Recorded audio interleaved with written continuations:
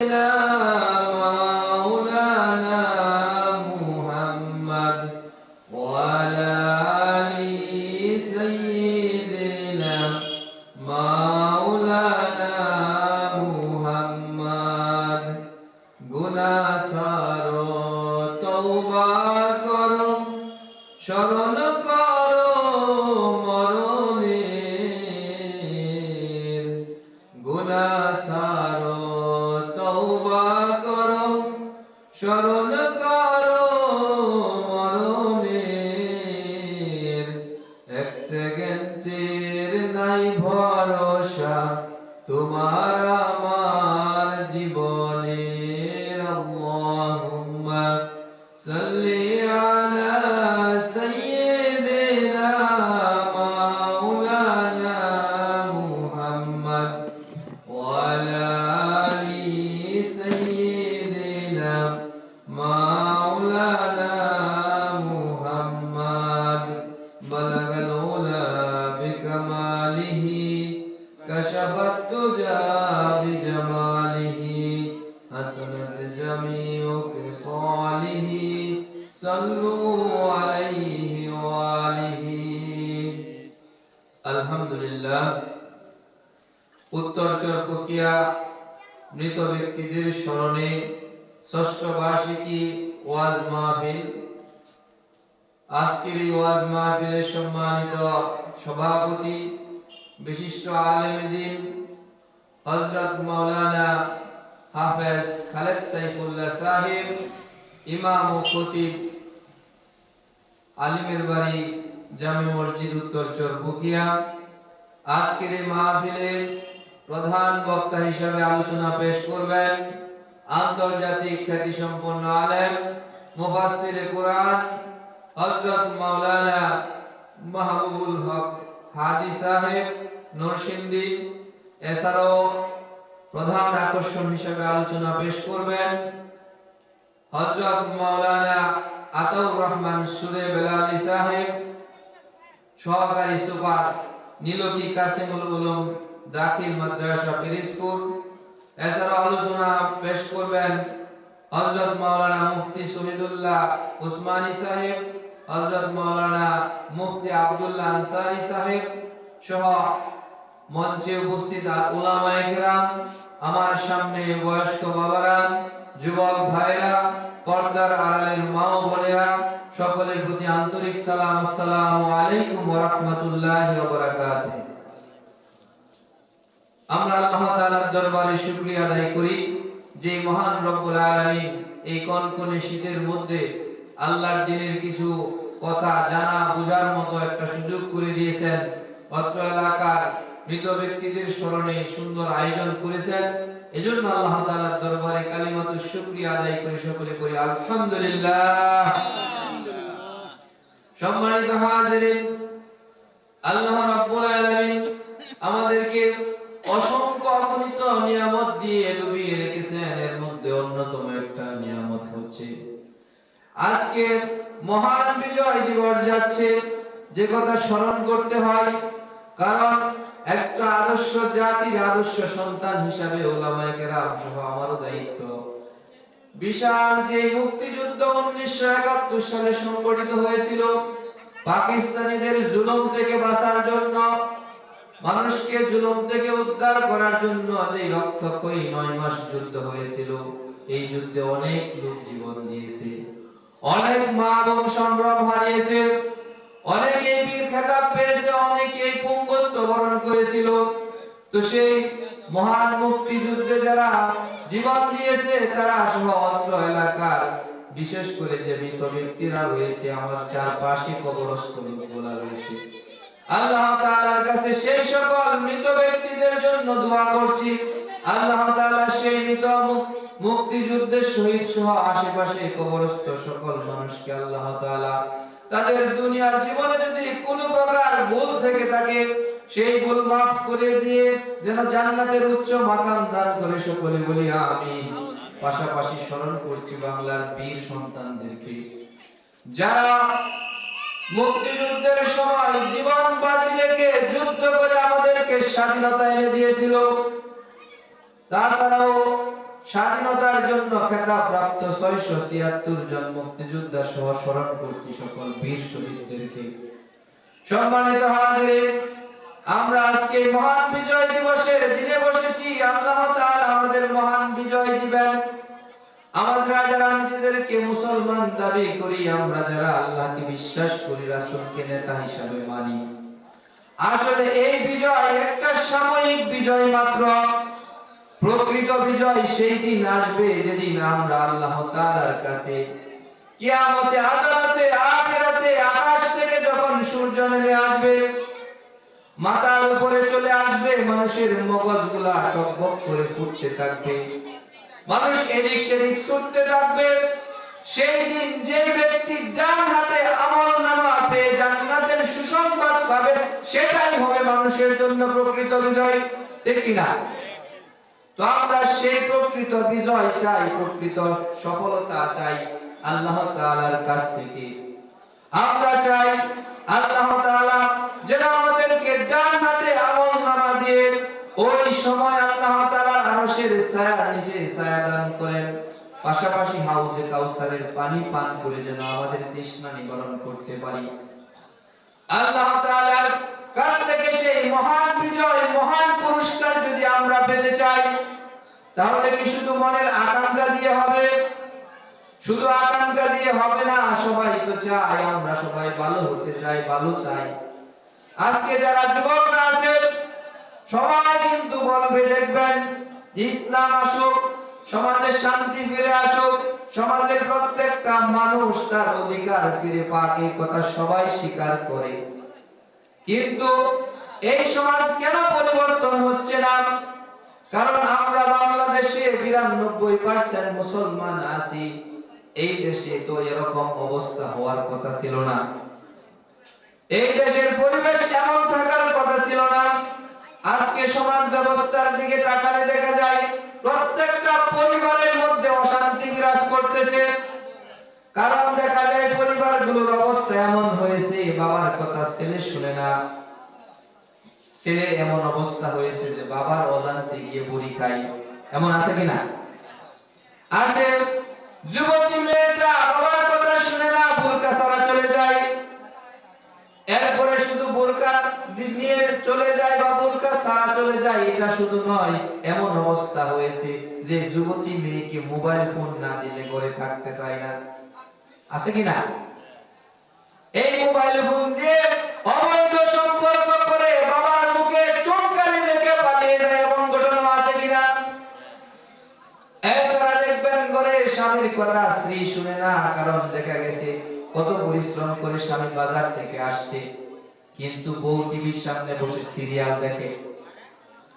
এই পরিবেশ তো হওয়ার কথা ছিল না।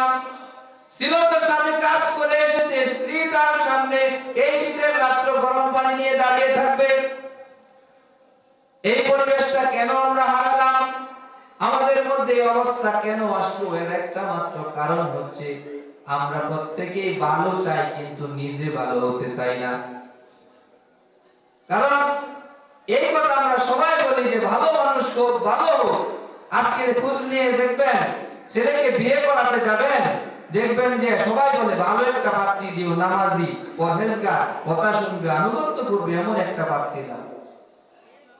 বিয়ের জন্য মেয়ে খুঁজেন ভালো পাত্রী, সৎ পাত্রী, কিন্তু একবার চিন্তা করে না আমার ঘরে যে মেয়ে আছে সেই মেয়েটাকে কি আমি সৎ করে তৈরি করতে পারছি কিনা।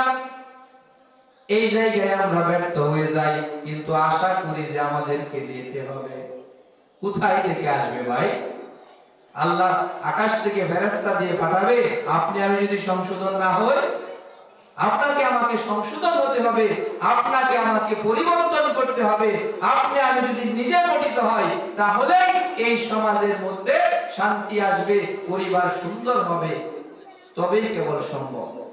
সম্মানিত হাজিরিন, প্রাণের ভাইরা আমার, আমি আপনাদের সামনে অতি স্বল্প সময় কথা বলবো, কিছু গুরুত্বপূর্ণ কথা বলবো। যদি বলেন আমল করবেন তাহলে বলবো, কারণ বর্তমানে এমন একটা সময় যাচ্ছে বলার লোকের অভাব নেই, শোনার লোকের অভাব নেই, কিন্তু আমল করার লোকের বড় অভাব। কারণ আপনি খেয়াল করে দেখবেন যে পরিমাণ ওয়াজ হচ্ছে, এত ওয়াজ হওয়ার পরেও সমাজের ব্যক্তির কোনো পরিবর্তন আসছে না। এই জন্য আমাদেরকে নিজেকে পরিবর্তন, নিজেকে ইসলাহ করার উদ্দেশ্যে যদি এখানে বসেন, তাহলে এই যে মাহফিল, এটাই হবে এই জমিনে, আল্লাহর এই জমিনের উপর জান্নাতের একখানা টুকরা। সুবহানাল্লাহ।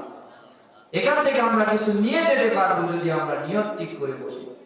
সম্মানিত হাজিরিন, আল্লাহ রাব্বুল আলামিন পবিত্র কোরআনুল কারীমের 3 নাম্বার সূরা, সূরা আল ইমরানের 110 নম্বর আয়াতে আল্লাহ তাআলা ইরশাদ করেন, কুনতুম খায়রা উম্মাতিন উখরিজাত লিন-নাস তা'মুরুনা বিল মারুফি ওয়া তানহাউনা আনিল মুনকার।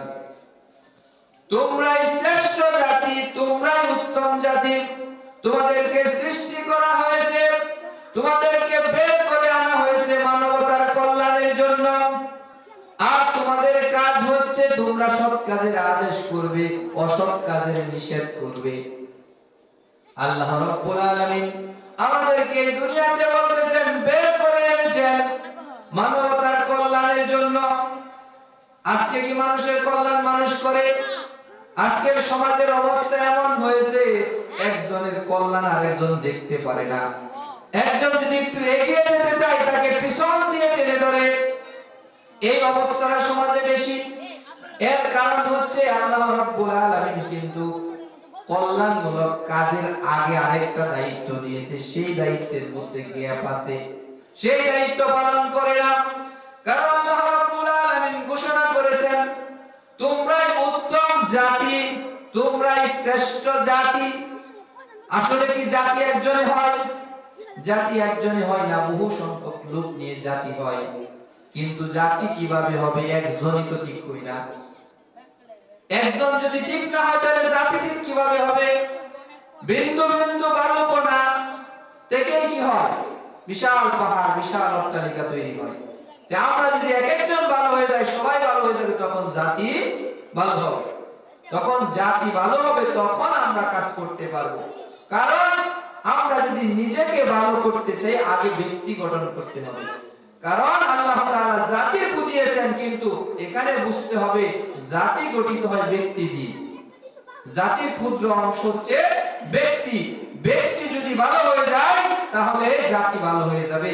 কারণ এই বাংলাদেশের প্রত্যেকটা মানুষ যদি সোনার মানুষ, ঈমানওয়ালা, পরহেজগার, তাকওয়াবান হয়ে যায়, এই দেশ তাকওয়াবান হয়ে যাবে। ঠিক কিনা?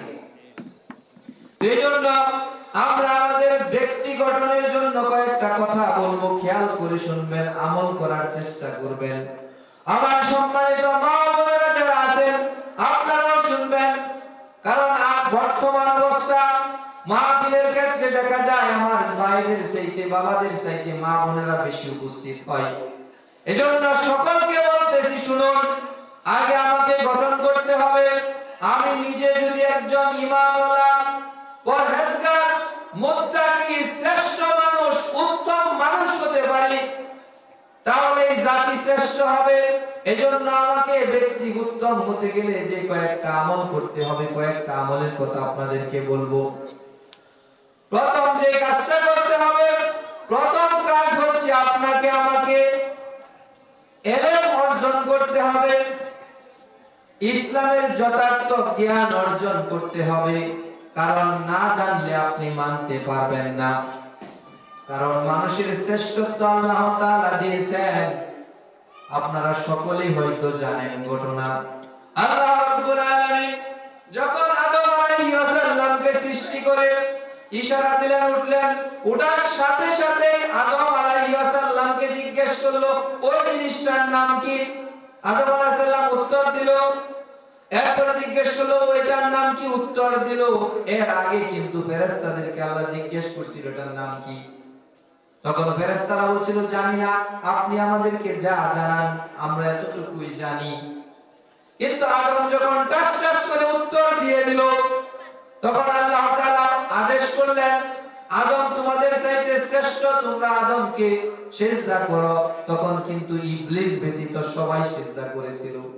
এখানে কিন্তু ইলমের কথা আছে। কারণ আদমকে আল্লাহ তাআলা আগে শিক্ষা দিয়েছিলেন।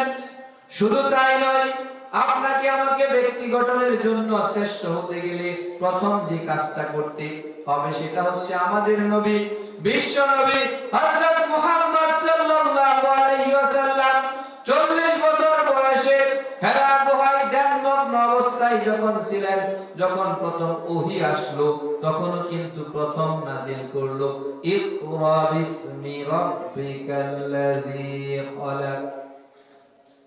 আল্লাহ তাআলার প্রথম আদেশ রাসূল সাল্লাল্লাহু আলাইহি সাল্লামের প্রতি ছিল, পড়ো পড়ো তোমার প্রভুর নামে যিনি তোমাকে সৃষ্টি করেছেন। তো আগে আপনি যদি নিজেকে উত্তম করতে চান, উত্তম ব্যক্তি হতে চান, তাহলে আমাকে আপনাকে প্রথম যে কাজটা করতে হবে সেটা হচ্ছে ইলম অর্জন করতে হবে। কারণ ইলম ছাড়া আপনি ব্যক্তি গঠন করা যাবে না, উত্তম ব্যক্তি হওয়া যাবে না। উত্তম ব্যক্তি হতে গেলে আপনাকে ইলম অর্জন করতে হবে। এখন আমার সামনে যারা আছে, যারা মাদ্রাসার ছাত্ররা আছে, তারা তো মাদ্রাসা থেকে শিখবে, সুযোগ আছে। কিন্তু আমার বয়স্ক বাবারা যারা আছে, আমার বয়স্ক মারা যারা আছে, তাদেরও তো শেখা লাগবে। কারণ তারা কি উত্তম হতে হবে না? তারা কি জান্নাতে যেতে চায় না? সবাই চায়। এজন্য আমাদের প্রত্যেককে কি করতে হবে? শিক্ষা অর্জন করতে হবে। শিক্ষা অর্জনের কোনো বয়স নেই। আল্লাহ রাসূল সাল্লাল্লাহু আলাইহি সাল্লাম বলেন, দোলনা থেকে কবর পর্যন্ত জ্ঞান অর্জন করো। সুতরাং আমাদের জ্ঞান অর্জনের বিকল্প নেই। এজন্য আমি বলবো, যে যেভাবেই থাকেন, যেখানেই থাকেন, নিজেকে যদি জাহান্নামের আগুন থেকে বাঁচাতে চান, আপনার পরিবারটাকে যদি ভালো রাখতে চান, দেশের ভালো যদি চান, তাহলে আপনাকে আমাকে আগে ইলম অর্জন করতে হবে, ঠিক কিনা? এইজন্য আমি বলবো, যারা বয়স্ক বাবারা আছেন, যারা মসজিদের ইমাম সাহেব আছেন, আমাদের এই মাহফিলের সভাপতিত্ব করতেছেন যোগ্য ইমাম সাহেব আছে, তাদের মাধ্যমে শিক্ষা নেবেন। যদি এটা সবসময় সম্ভবপর হয়ে ওঠে না, কারণ উনিও ব্যস্ত থাকে, আপনারাও ব্যস্ত থাকেন, এরপরেও আরো একটা শিক্ষার মাধ্যম রয়েছে সমাজে প্রচলিত, যেটার নাম সবাই জানি, তাবলীগ জামাত। 3 দিনের জন্য বের হয়ে যায়, শিক্ষার উদ্দেশ্যে আপনি ওখানে যেতে পারেন। শুধু তাই নয়, আপনার পরিবারে যদি কেউ কুরআন ভালো পারে, হাদিস বুঝে, তাহলে তার কাছ থেকে আপনি শিখতে পারেন। কিন্তু শিখতে হবে, সেটাই হচ্ছে প্রথম শর্ত। আপনি যদি নিজেকে গঠন করতে চান, নিজেকে ভালো করতে চান, উত্তম বানাতে চান, শ্রেষ্ঠ বানাতে চান, তাহলে প্রথম কি করতে হবে? ইলম অর্জন করতে হবে। ইসলামকে যথাযথভাবে আগে জানতে হবে। 2 নাম্বার যে কাজটা করতে হবে সেটা হচ্ছে আল্লাহর প্রতি অবিচল বিশ্বাস করতে হবে। আল্লাহর প্রতি অবিচল বিশ্বাস করতে হবে। কারণ সবাই বিশ্বাস করি আমরা যারা আছি, কিন্তু সবার বিশ্বাস সমান না। কিভাবে সমান না একটু বলি, তাহলে বুঝবেন। দেখবেন সবাই বলছি বিশ্বাস করি, কিন্তু ফজরের আযান হলে কতজন নামাজে যায়? বিশ্বাস কি সমান না সমান বুঝতে পারবেন। কারণ কেউ যদি বিশ্বাস করে, মনে করেন খাবার প্লেটের মধ্যে বিষ আছে, তাহলে সে বিষ খাবে, এটাকে বলে বিশ্বাস। আমি জানি খাবার প্লেটের মধ্যে বিষ আছে, এই খাবারটাকে জোর করে খাওয়ানো যাবে না। হাতে খাবে দূরের কথা, যদি হাত পাবে যে মুখে দেন, জোর করে খাওয়াতে চান, সে খাইতে চাইবে না, ঠিক না? বিশ্বাস যদি থাকতো যে নামাজ না পড়লে আল্লাহ তাআলা কিয়ামতের দিন ধরবেন, আমাকে জাহান্নামে যাওয়া লাগবে, আগুনে পুড়তে হবে, যেখানে আগুন হবে কালো রঙের, যেখানে কষ্টের কোনো সীমানা থাকবে না, সীমাহীন কষ্ট করতে হবে, এই ভয় যদি কারো মনে থাকতো, তাহলে সে ফজরের নামাজ ছাড়ার সুযোগ ছিল। যত শীতই তাপ, যদি তার ভিতরে অবিচল বিশ্বাস থাকে, সে শীতকে উপেক্ষা করবে না, সে কোনো কিছুকে উপেক্ষা করবে না, সে আল্লাহর ডাকে সাড়া দিয়ে সে নামাজ আদায় করবে। এটার নাম হচ্ছে বিশ্বাস। আমরা সবাই বিশ্বাস করি, কিন্তু সবার বিশ্বাস সমান নয়। কেউ আছে সপ্তাহে একদিন নামাজ পড়ি, কেউ দিনে দেখা গেছে অনেক সময় মাগরিবের নামাজে মুসল্লি বেশি হয়, কারণ হাত মুখ ধুইতে হয়, একসাথে ধুয়ে নিলাম, পাশাপাশি নামাজটা পড়ে নিলাম, এরকম হয়। কেউ সাপ্তাহিক মুসল্লি, বার্ষিক মুসল্লি আছে, শুধু ঈদের নামাজ পড়ে, এমন লোক আছে। তাহলে যে ব্যক্তি 5 ওয়াক্ত নামাজ পড়ে আর যে ব্যক্তি 1 বছরে শুধু ঈদের নামাজ পড়ে, দুইজনের পরকালের বিশ্বাস সমান? সমান নয়। এইজন্য ঈমানটাকে মজবুত করতে হবে। আল্লাহ রাব্বুল আলামিন পবিত্র কোরআনুল কারীমে বলেন, ওয়া মিনান নাসি মান ইয়াকুলু আমান্না বিল্লাহি ওয়া বিল ইয়াউমিল আখির ওয়া মা হুম বিমুমিনিন। আল্লাহ তাআলা এই অবস্থা আমাদের জানতেন, এজন্য আল্লাহ তাআলা বলে দিচ্ছেন, তোমাদের মধ্যে এমন কিছু লোক আছে যারা বলে আমি ঈমান এনেছি আল্লাহর প্রতি, পরকালের প্রতি, আসলে এরা ঈমানদার নয়, এরা মুমিন নয়। কথা আল্লাহ তাআলা সূরা বাকারায় বলে দিয়েছেন। এমন অনেকেই থাকবে, দাবি করবে। সম্মানিত হাজিরিন, দাবি করে মুমিন হওয়া যায় না, মুসলমান থাকা যায় না। কারণ আপনি মুসলমান থাকতে গেলে আপনাকে আমল থাকতে হবে, আমল না থাকলে মুসলমান থাকার কোনো সুযোগ নাই। কারণ আপনারা সবাই কথা বললে বুঝবেন। মনে করেন একজন এমবিবিএস ডাক্তার, বাবা ডাক্তার, মা দুইজনেই ডাক্তার, তার ছেলের কাছে চিকিৎসার জন্য যাবেন। বাবাও ডাক্তার, মাও ডাক্তার, ছেলে ডাক্তার না, যাবেন? কারণ আজকে আমাদের অবস্থা হয়েছে এমন, আমি যদি এখানে একটা প্রশ্ন করি, আমি মনে করি কেউ উত্তর দিতে পারবেন না। সেটা হচ্ছে আমরা নিজেদেরকে মুসলমান দাবি করে আসতেছি। কেউ 50 বছর, 60 বছর, 10 বছর, 20 বছর, সবাই নিজেকে মুসলমান দাবি করি না? কিন্তু যদি জিজ্ঞেস করি আপনি কোন দিন মুসলমান হয়েছেন, বলতে পারবেন? বলতে পারবেন কেউ জানেন আপনি কোন দিন মুসলমান হয়েছেন? এটা বলতে পারবেন না। কারণ হচ্ছে মুসলমান যে হওয়া লাগে এই কথাই অনেকেই জানি না। কারণ আমরা পিতা মুসলমান ছিল, মুসলমান পিতার ঔরসে মুসলমান মায়ের গর্ভে জন্ম নিয়ে আমরা অটোমেটিক মুসলমান হয়ে গেছি। এইজন্য আমরা নামাজ, রোজা, হজ, যাকাত, আল্লাহর আদেশ, রাসূলের আদর্শে দাঁড়াই না, শুধু দাবি করি মুসলমান।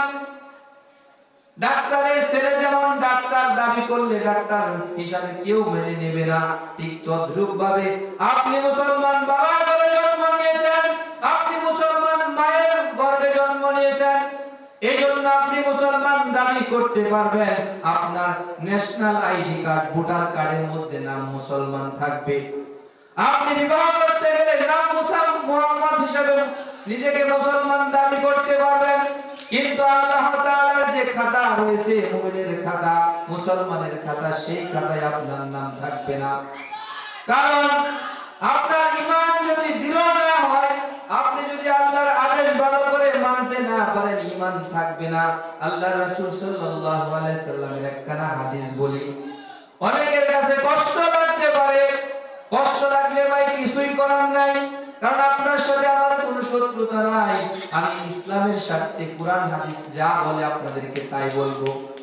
সম্মানিত হাজির, আল্লাহ রাসূল সাল্লাল্লাহু আলাইহি ওয়াসাল্লাম বলেন, মান তারাকাস সালাম মুতাআম্মিদান ফাকাদ কাফারা। যেই ব্যক্তি ইচ্ছাকৃতভাবে নামাজ ছেড়ে দিল, সে কুফরি করলো বা কাফের হয়ে গেল। এই সমাজে নামাজ পড়ে না এমন লোকের সংখ্যা আছে কিনা?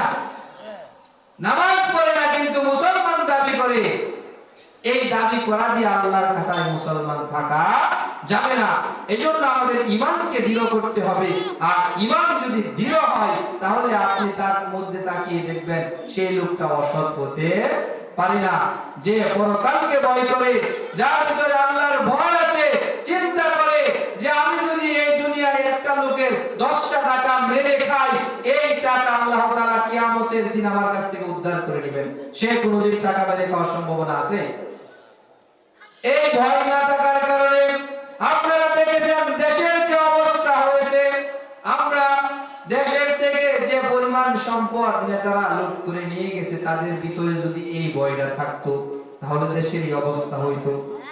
এই জন্য আপনাদেরকে তাকওয়া বাড়াতে হবে, মজবুত করতে হবে ঈমানটাকে। আর ঈমানের মজবুতি আসবে ঠিক তখন যখন আপনারা নামাজ আদায় করবেন। কারণ নামাজ আদায় করলেই আপনারা বিভিন্ন ফাহিশা কাজ, বিভিন্ন অশ্লীল কাজ থেকে দূরে থাকতে পারবেন। কারণ আপনার নামাজ আপনাকে অশ্লীল ফাহিশা কাজ থেকে দূরে রাখবে, আপনাকে চরিত্রবান হিসেবে গড়ে তুলবে, আপনার ঈমান মজবুত করাবে। এজন্য আমি আপনাদের যারা শুনতেছেন সকলের কাছে জানতে চাই, ইনশাআল্লাহ আল্লাহর উপর ভরসা করে বলেন আজকে থেকে আর কেউ নামাজ কাজা করব না।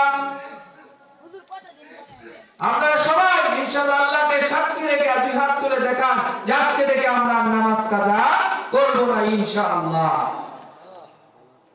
সম্মানিত হাজিরিন, যে কথা বলতেছিলাম, ব্যক্তি গঠন করতে হবে। ব্যক্তি গঠন করতে গেলে 2 নাম্বার কাজ ঈমান মজবুত করতে হবে। 3 নাম্বার যে কাজ, সেটা হচ্ছে আপনাকে চরিত্রবান হতে হবে। আপনার চরিত্র ঠিক থাকতে হবে। চরিত্র বলতে আমরা কথাই বলে যাই, অনেকে চরিত্র কি জিনিস সেটা বুঝি না। আমি এক কথায় পরবর্তী আলোচক চলে এসেছে, সংক্ষিপ্ত করে বোঝাচ্ছি। চরিত্র হচ্ছে কথা কাজের মিলকে চরিত্র বলে। আপনি ঈমান আনলেন, আল্লাহর আদেশের বাইরে চলবেন না। আপনি ঈমান আনলেন, রাসূল ছাড়া কাউকে নেতা হিসাবে মানবেন না। এই কথার মধ্যে যদি মিল খুঁজে না পাওয়া যায়, আপনি ঈমান এনেছেন, আল্লাহ ছাড়া কাউকে মানবেন না, হুকুমকর্তা হিসাবে, রাসূল ছাড়া কাউকে নেতা হিসাবে মানবেন না। এই অবস্থার মধ্যে যদি আপনি এই কথার উপর টিকে না থাকতে পারেন, আপনার চরিত্র নাই। চরিত্র হচ্ছে কয়েকটা কাজের সমষ্টি। ভালো কাজ করলে তাকে সৎ চরিত্রবান বলে, আর মন্দ কাজ করলে তাকে অসৎ চরিত্রবান বলে। এই জন্য আপনার চরিত্র গঠন করতে হবে। এরপরে যে কাজটা করতে হবে সেটা হচ্ছে আমাদের সকল কাজের কেন্দ্রবিন্দু বানাতে হবে আল্লাহর সন্তুষ্টি।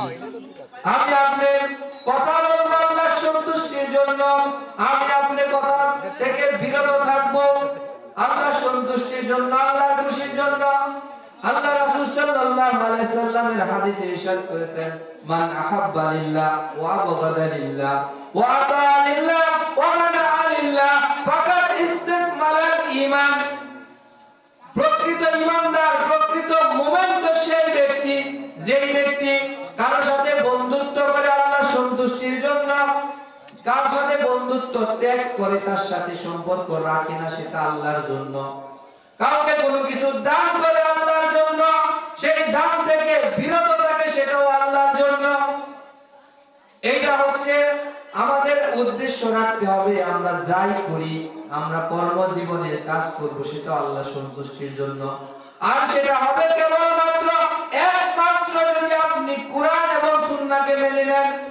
আপনি যদি মনে করেন ইসলামের মতে, কোরআন মতে, হাদিস মতে কৃষি কাজ করবেন, সেটাও আপনার ইবাদত হবে। আপনি কোরআন সুন্নাহ মোতাবেক যদি ব্যবসা করেন, এটাও ইবাদত হবে। আপনি ইসলামের নিয়ম মতে যদি আপনি ঘুমিয়ে থাকেন, সেটাও ইবাদত হবে, ঠিক কিনা? এজন্য আমাদের প্রত্যেকটা কাজ হবে কোরআন সুন্নাহ মোতাবেক।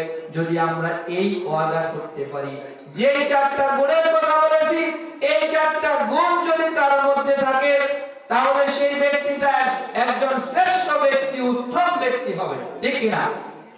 সময় সংক্ষিপ্ত, এই জন্য বাড়াচ্ছি না, আমি কথা শেষ করে দিব।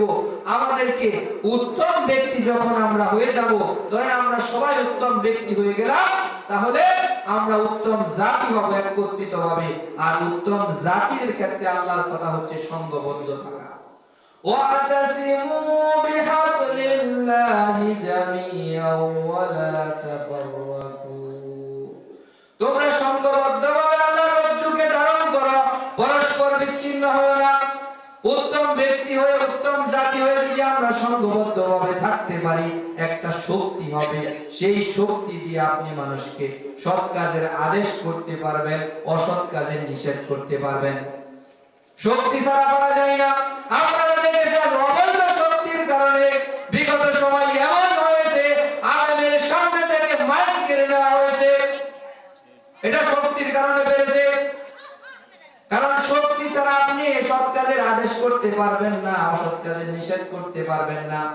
কারণ আদেশ তাকেই বলে যে বলার সাথে সাথে করে নেয়। আমরা মনে করি কাউকে উপদেশ দিলাম, সেটা আদেশ। আসলে এটা আদেশ নয়, উপদেশ। যে সে করলে করতেও পারে, নাও করতে পারে। ভাই আপনি আসেন, নামাজ পড়েন, এটা কি হলো? উপদেশ হলো, অনুরোধ হলো, আদেশ না। আদেশ দিবেন আপনি পরিবারে, আপনি পরিবারের প্রধান। আপনি ঘোষণা করবেন বাড়িতে গিয়ে আপনার স্ত্রীকে, আপনার সন্তানকে, আজকে থেকে যদি তুমি নামাজ না পড়ো, তোমার ঘরে খাবার নাই। সে বাধ্য হয়ে নামাজ পড়বে। এটার নাম হচ্ছে আদেশ। আপনি সমাজে যদি আদেশ দিতে চান, তাহলে আপনাকে আগে শক্তি অর্জন করতে হবে। সংঘবদ্ধভাবে মুসলমানরা যদি আজকে সারা পৃথিবীর প্রায় 175 কোটি মুসলমান যদি একত্রিত হতে পারত, তাহলে একদিনের হুঙ্কারে সকল বাতিলের মসনদ ভেঙে যেত। আল্লাহর জমিনে জমিনে আল্লাহর দ্বীন কায়েম হয়েছে। এজন্য আমি সময় সংক্ষিপ্ততায় শেষ করে দিব। আমি আপনাদের কাছে উদাত্ত আহ্বানটুকু রাখবো, আপনারা নিজেদেরকে ব্যক্তিগতভাবে শ্রেষ্ঠ হয়ে এই জাতি গঠনে ভূমিকা পালন করবেন। পাশাপাশি আমরা যদি নিজেদেরকে গঠন করতে পারি, আমরা আল্লাহ তাআলার কাছ থেকে আশা করব যে আল্লাহ তাআলা আশা করতে পারি আল্লাহ তাআলা একদিন আমাদেরকে আল্লাহর সন্তুষ্টি অর্জনের মাধ্যমে জান্নাত দিবেন ইনশাআল্লাহ। আল্লাহ রাব্বুল আলামিন এই অতি সংক্ষিপ্ত সময়ে যে কথাগুলো বলেছি, এই কথাগুলো বলা আমি সহ সকলকে আমল করার তৌফিক দান করুন। পরবর্তী সময় যদি সুযোগ থাকে কথা হবে ইনশাআল্লাহ। ওয়া মা তৌফিক ইল্লা বিল্লাহ। আসসালামু আলাইকুম ওয়া রাহমাতুল্লাহি ওয়া বারাকাতুহু।